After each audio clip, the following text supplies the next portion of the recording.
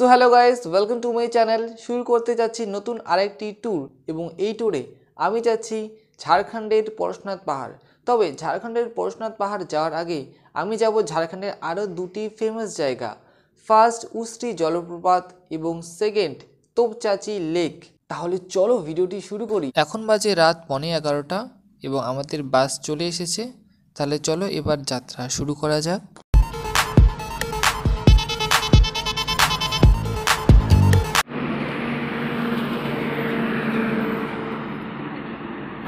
তো এখন বাজে রাত 12:30। আমরা এক জায়গায় দাঁড়িয়েছি, জায়গাটার নাম জানি না। এটা বর্ধমান পার হয়ে ন্যাশনাল হাইওয়ের পাশে একটা জায়গায় আমরা ব্রেক নিয়েছি।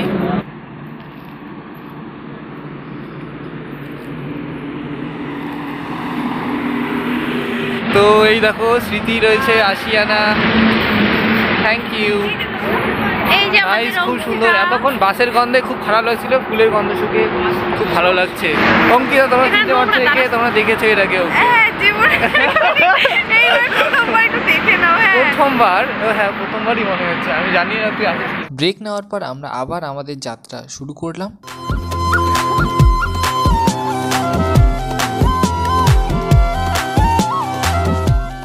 এখন আমরা পৌঁছেছি সকাল 6:30টায়। চলো এবার তোমাদের এই জায়গাটা দেখাই, একবার ঘুরে দেখাই। চলো।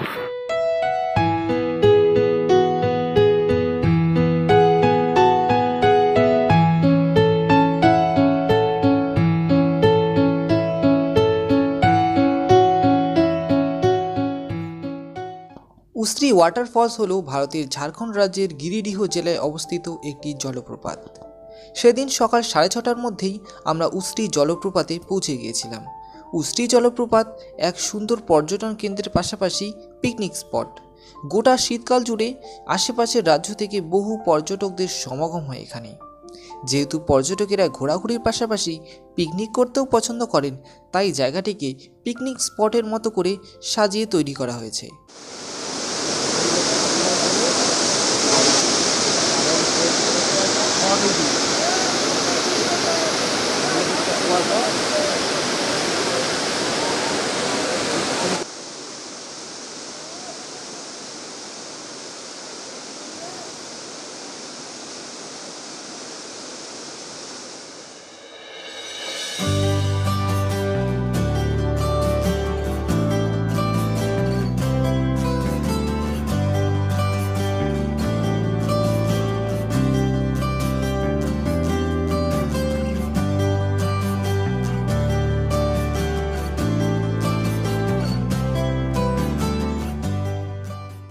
তো এখন আমরা আছি উস্ত্রি জলপ্রপাতের সামনে। আমি উপর থেকে ভিউটা দেখছি অ্যান্ড এখানে ঠান্ডা প্রচণ্ড। এখানে এখন চলছে 6°C অ্যান্ড আমার হাত পা সবই কাঁপছে। তো চলো এবার আমরা নিচে যাই, নিচে থেকে একটু ঝর্ণাটাকে অনুভব করি।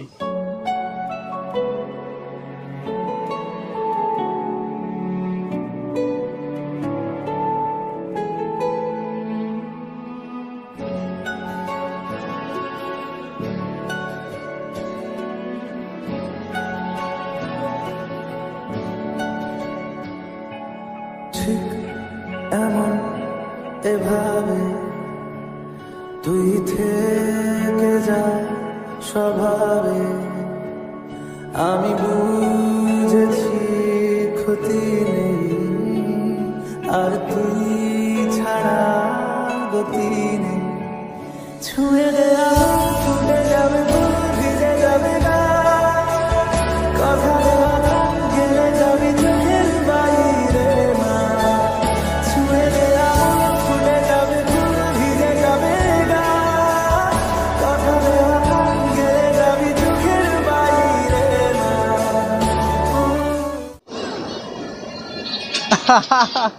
Hello, good morning. এই গাছের নিচে আমরা আশ্রয় নিয়েছি আর এখানে আমাদের পুরো সব খাবার দাবার রেডি হচ্ছে। আমাদের ব্রেকফাস্ট রেডি হচ্ছে, ছোলা সিদ্ধ হচ্ছে আর এদিকে জল গরম হচ্ছে। উস্ত্রিতে পৌঁছেই প্রথমেই ব্রেকফাস্ট হিসেবে আমাদের দেওয়া হলো বিস্কুট ও সেদ্ধ ডিম। এরই মধ্যে পিকনিকে এসে এই 3 কাকু ফিরে গেলেন তাদের শৈশবের দিনগুলিতে। দেখুন কত আনন্দ করছেন তারা।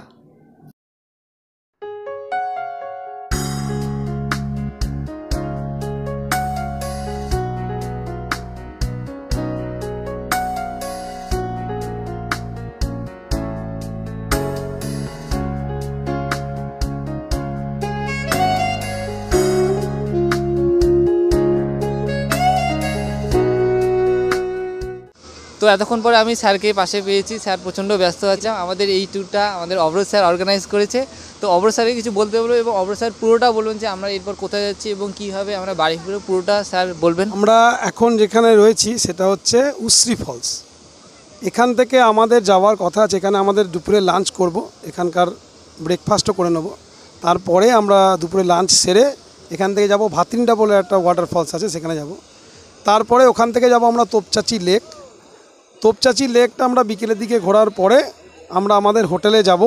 মধুবনে আমাদের হোটেল। মধুবন মানে হচ্ছে পরেশনাথ হিলসের একদম নিচে, মানে যেটা থেকে আমাদের ট্রেকিংটা স্টার্ট হবে সেটা আমাদের কালকে ভোর রাত্রে স্টার্ট হবে। মোটামুটি 3টে থেকে 4টের মধ্যে আমরা স্টার্ট করব এবং দুপুরের মধ্যে আশা করছি আমরা ব্যাক করে আসতে পারবো। মোটামুটি 8 থেকে 8.5 ঘন্টা সময় লাগে টোটাল ট্রেকিংটাতে। এমনিতে অ্যাকচুয়ালি 27 কিলোমিটার ট্রেকিং হয়, কিন্তু আমরা ওখানে অতটা করতে পারবো না, হয়তো আমরা 20 কিলোমিটার মতো করব। 9 কিলোমিটার যাওয়া, 9 কিলোমিটার আসা, আর তার সঙ্গে একটা জল মন্দির বলে একটা মন্দির আছে, সেটাকেও আমরা দেখবার চেষ্টা করব। ওটা 1-2 কিলোমিটার, মানে অ্যাকচুয়ালি টোটাল ট্রেকিংটা হয় 27 কিলোমিটার।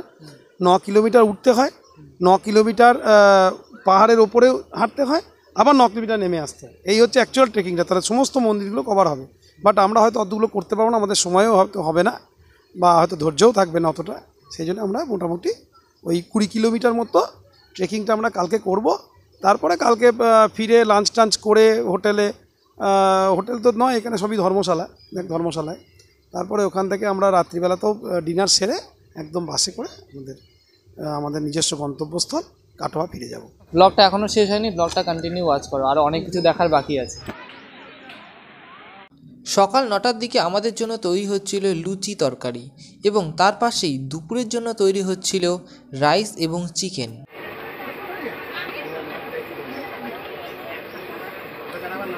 সো তোমরা দেখতেই পাচ্ছ, এই হলো লুচি তরকারির জন্য লাইন।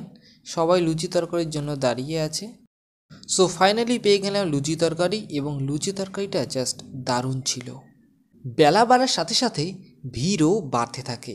এখানে খাওয়া দাওয়ার জন্য ছোটোখাটো কিছু দোকান রয়েছে এবং বাচ্চাদের খেলাধুলোর জন্য ছোট্ট একটা পার্ক রয়েছে।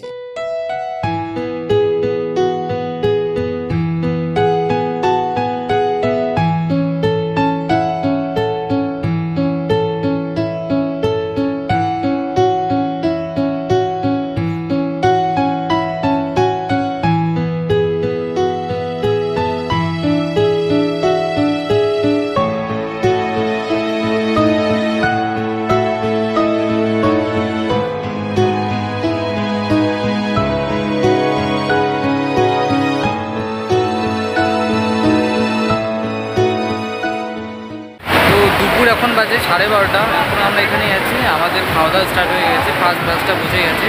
তো এই ফাঁকে আমি চলে এসেছি ঝর্নার উপর দিকটা ঘুরতে।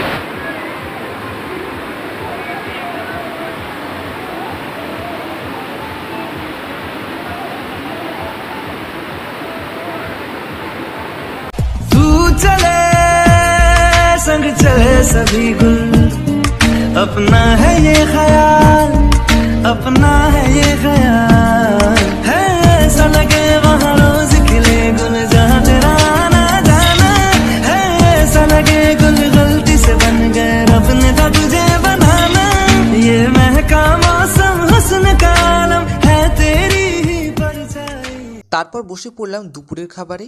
দুপুরের খাবারে ছিল ডাল, আলু ভাজা, চিকেন, চাটনি এবং মিষ্টি। এখন বাজে দুপুর 2টো আর আমাদের এখানে উশ্রী যে জলপ্রপাত রয়েছে, উশ্রী ওয়াটারফল, সেটা আমাদের ঘোরা শেষ। আমাদের খাওয়া দাওয়া এখানে হয়ে গেছে, সবার খাওয়া দাওয়া হয়ে গেছে। এখন আমরা বেরিয়ে পড়বো তোপচাচি লেকের উদ্দেশ্যে এবং আমরা পৌঁছবো সেখানে বিকেল 4টায়।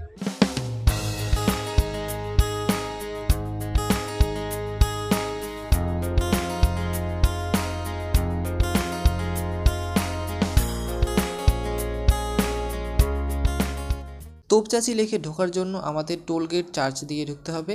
বাসের চার্জ 200 টাকা এবং প্রত্যেকটি গাড়ির চার্জ আলাদা। তোমরা চাইলে একবার ভিডিওটি পজ করে চার্জগুলো পড়ে নিতে পারো।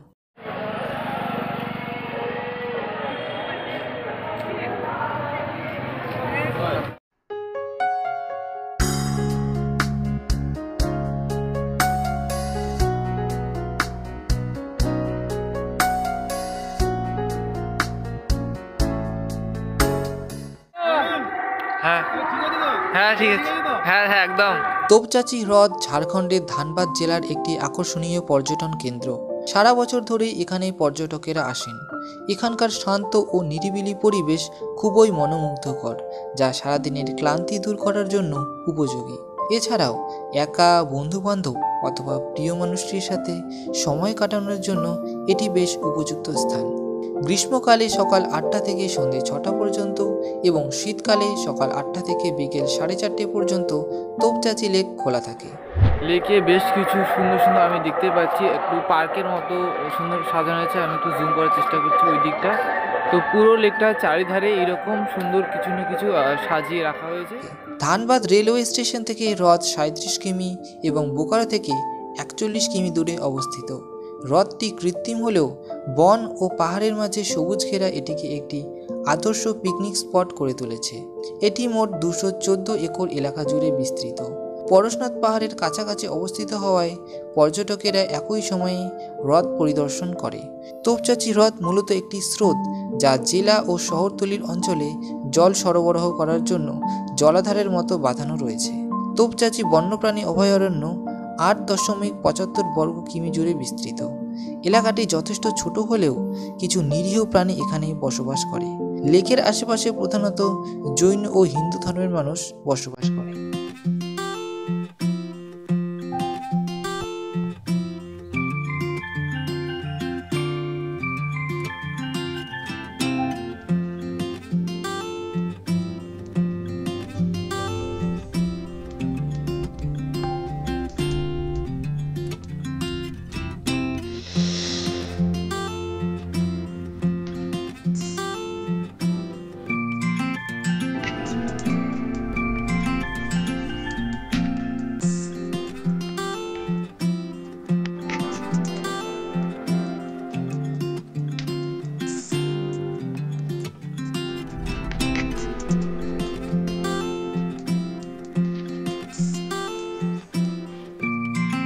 সো আজকের ভিডিওতে আমরা দুটো জায়গা ঘুরলাম। জায়গা দুটি কেমন লাগলো অবশ্যই কমেন্ট করে জানিও। ভালো লাগলে লাইক করো, কমেন্ট করো আর বেশি বেশি করে শেয়ার করো। তো আজকের ভিডিওটি এখানেই শেষ করছি। তাড়াতাড়ি সাবস্ক্রাইব করো আর দেখা হচ্ছে কালকের ভিডিওতে। Take care, bye bye. আর আমার পাশে যে আছে উনি হচ্ছে আমাদের ক্যামেরাম্যান, খুব ভালো ফটোগ্রাফি করে। ক্যামেরা ওর প্যাশন, খুব ভালো ছবি তোলে। আমার যত ভালো ভালো ছবি দেখবেন ওই তুলেছে। তো আর কিছু বলার নেই। Tata, tata.